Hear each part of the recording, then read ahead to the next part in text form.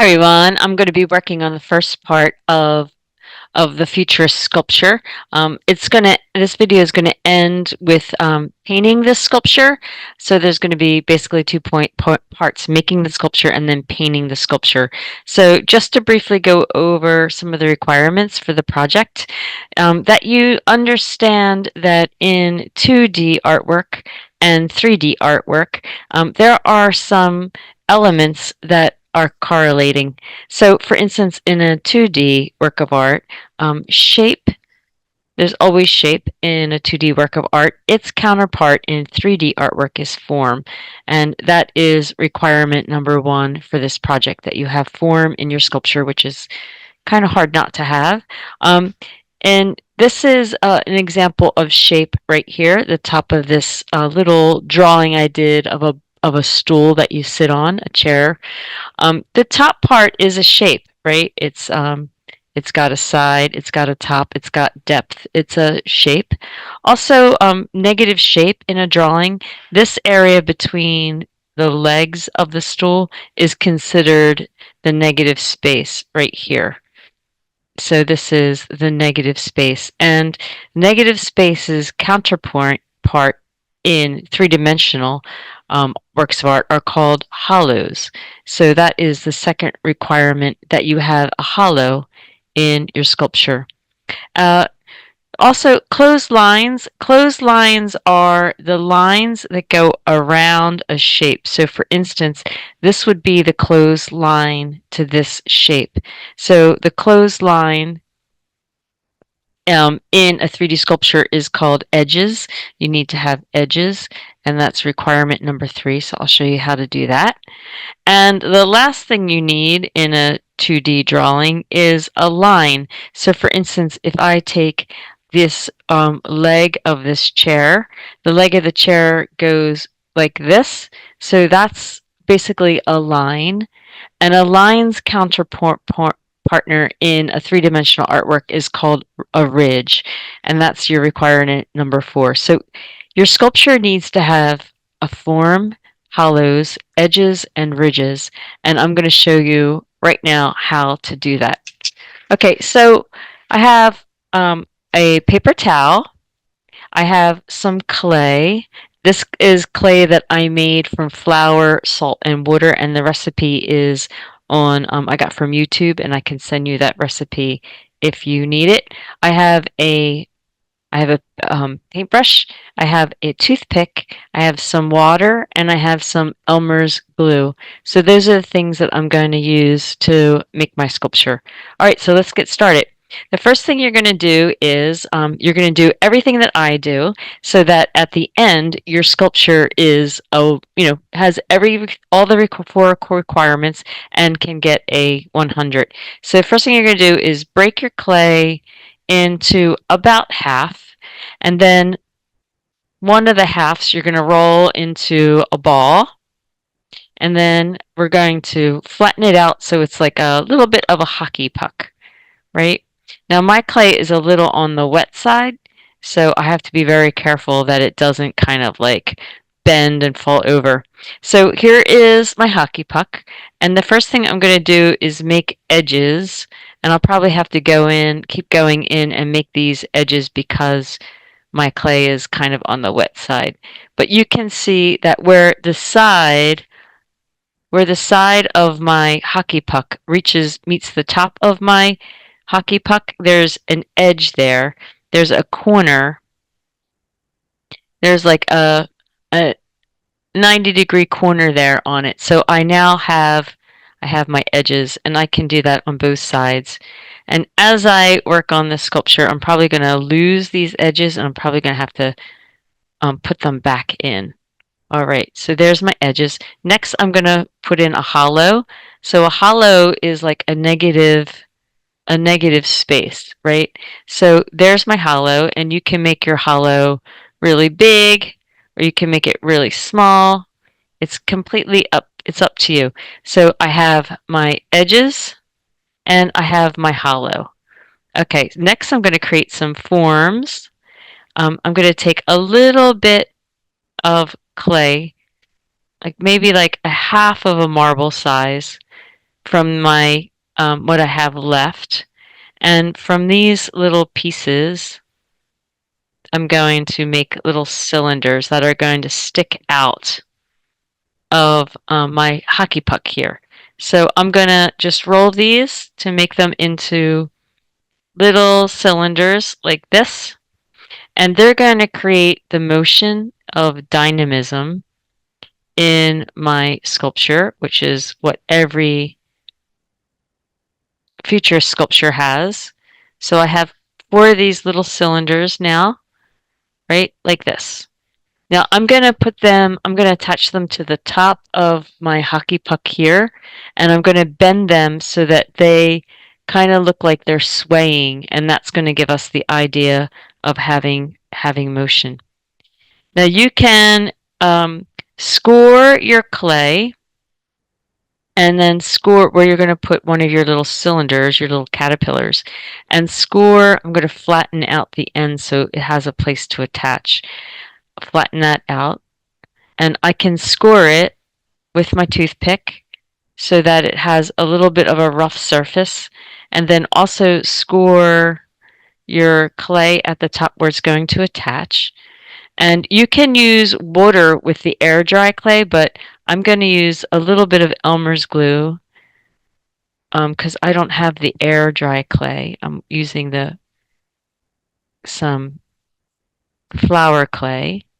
So I'm going to put a little tiny bit of Elmer's glue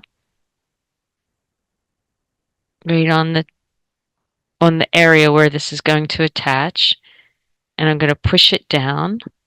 And then I'm going to take my paintbrush and I'm just going to smooth the edges over a little bit so that there's a really nice smooth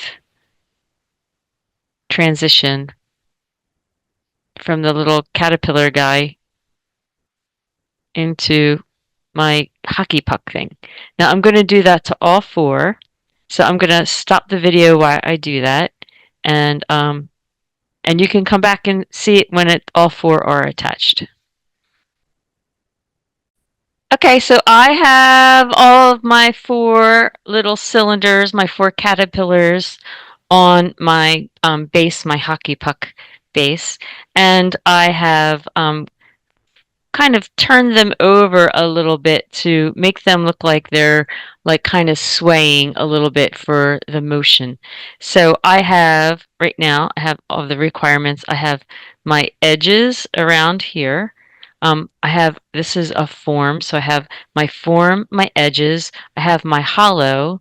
So the last thing that I'm missing is I have my form, my hollow, my edges, is my ridges. And ridges are 3-dimensional lines. So I'm going to take my toothpick and I'm going to take it and I'm going to score my sculpture so that there's lines in it that show some kind of like lines that reinforce the edges, reinforce the movement that I want my sculpture to have. So I'm just going to put a line in each of the legs and then around the hollow to show that. And I can work on making it really deep, and I can use water to like smooth it out, whatever you need to do to get it to look the way you want it to look. So that's it for the sculpture. We have our form, our edges, our ridges, edges. We have our dynamism in the movement of the little arms, and we have our ridges in the lines. Okay, I'm gonna come back once this is dry and we're ready to paint it. So my sculpture has now dried. I let it sit overnight, and it is pretty hard. Yep. So I'm gonna now add the color, which is the last of the requirements for project 2.8. And I have a plate here that I'm going to use as a palette to mix paint with. I have my acrylic paints that you got in your artist packet from CCA. And I also have a paper towel and a little glass of water that I can keep cleaning up with. So I'm going to get started. So I'm just going to lay out some colors. I'm just going to do some primary colors and white and black. So let me see. I'm going to take this red, just put a little dot of it out, red and yellow.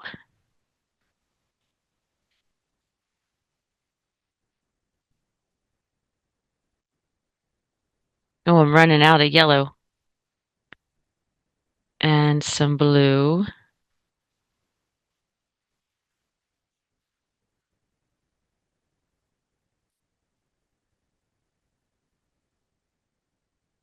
And you can use like a piece of tin foil, or you can get like a cardboard and tape plastic wrap around it and use that as a palette. Those are some options, or like a cookie tray, something like that. I'm going to put out a little bit of black, and I'm keeping my colors separated a little bit so that they don't run into each other.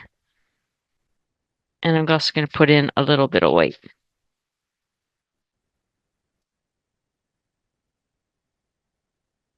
Always seem to use more white than I realize that I need, so I'm going to put a little bit extra out. All right, great. So I have primary colors, and what I'm going to do, how I'm going to show movement in mine is that I'm going to have the primary colors going these um, up these tendrils, these arms from the hollow. So going up like this to try to like make it look like it's going out like this. And then the base I'm going to coat in black. So I'm going to get started doing that. I'm going to make the colors darker from closer to the hollow and lighter as they go out. So basically, I think what I'm going to do is get a pencil. Hopefully this one has a point on it, and just kind of like draw how I want this to go. So I'm just going to put a little bit of a line on this sculpture, real light, just to kind of like show how I want this to go. Now I have 3 primary colors, and I have 4 tendrils. So I'm going to use a fourth color. I think I'm going to use green. I'm going to put some green out. Yeah, I'm going to use a green. There you go. A little bit of green. Okay. All right, now I'm going to mix this. So I'm going to do yellow, green, blue, and red. So basically, I'm going to take my red, and I'm just going to show you what I'm going to do with the red. And then I'm going to do the other colors with the video off so that you don't have to watch me mix and do everything. And then I'll turn the video back on when I'm done to show you what it looks like in the end. All right, so I'm just using this red because I want to just kind of like smear it around. So I'm going to work each of these tendrils down into the hollow. And now I wish that I had made my ridges come out of the tendril straight instead of going around it, but I will work with that later. Okay, now I'm going to make the tip a little bit lighter. So I'm just going to take a little bit of white like this, and I'm just going to want it lighter than that. Yep, and then I'm going to work it down into the lighter color so you can see I got like a lighter shade there. And then I'm going to wipe off the rest that I have on this paper towel. And I'm gonna kind of mix them because there's a line where they meet, and I want it to be more gradual than that. So I'm gonna kind of like use the paintbrush and mix it. And I think I'm gonna put really light color on the very tip and wipe that off and then blend that in a little bit. And now I'm gonna put like a darker color. I want to use a darker color in towards the center to kind of show movement.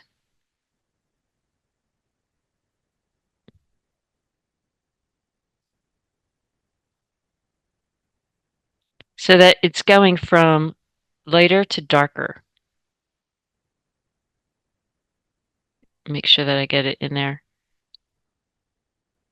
Now I'm going to blend that in so it's a little bit smoother.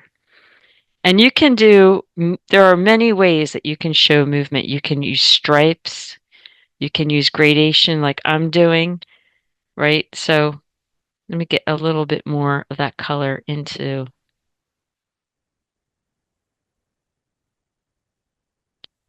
Now you can go, if you're doing what I'm doing, or you're doing a stripe, you should go a little bit past where you want the color to end. That way you'll have a better overlap when you do the color that's going to butt up against it. All right, so there you go. I have my gradation that I like, and I'm going to do the other colors, and then I'll come back and show you what it looks like. All right. Okay, I have finished the painting, and here is the finished sculpture. So I tried to create movement by going from black to color and from the dark color to the lighter color on the top. And then I have my ridges. So let me just run through all the requirements, right? So we have to have hollows. So here's a hollow right here, right? Hollow form. These are all forms. Anything geometric is a form. I have my edges where there's a corner where my side meets the top, right there, edges. I have my ridges, which are these lines that have been scored into the clay. And then I have color all working together to create some motion. All right, so that's it.